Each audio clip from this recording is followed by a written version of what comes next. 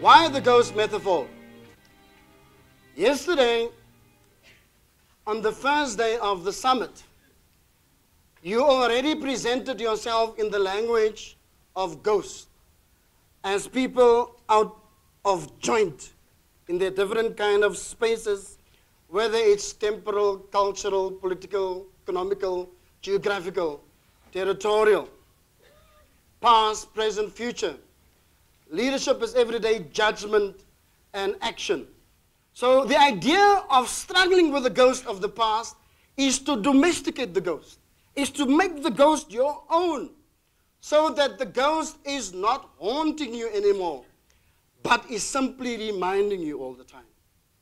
A positive spirit. You ask what's the difference between history and memory? Yes, go ahead. I think it's very interesting because I think there's an important difference between the statue of President Steyn and what the ladies did with the pictures of the babies. For me, I think the statue is to activate a sense of history, right? To keep the history alive. And what the women with the babies are doing is to make sure that the babies are not turned into history, but memory, that people remember them and not turn it into something that happened and let's move on. They want to keep it alive in the memory, and it's different with the statue. I think personally the statue doesn't affect memory unless you're still alive from the 19th century. So yeah, I think it's a historical statue, not a memory statue, but that's a distinction I make. So. No, thank you very much. I like it. Go ahead, myself, and then.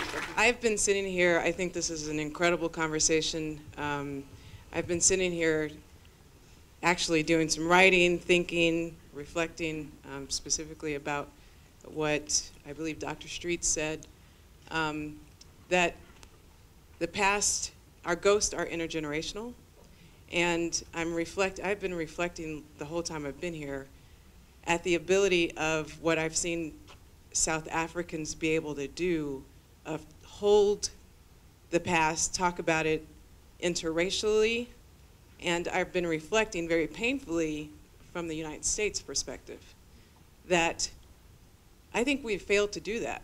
We failed to do that. We fail to do it every single day.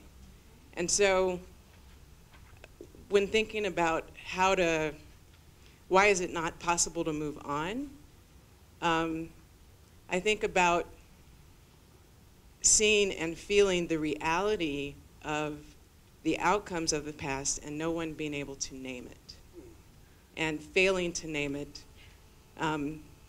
Oppressed groups as well as oppressor groups being able to name it as clearly as I've heard it since I've been here. And so I think all of this is swimming around in my head, but I wanted to at least kind of respond to say that I am honoring what South Africa is doing because the United States has, I think, fallen short.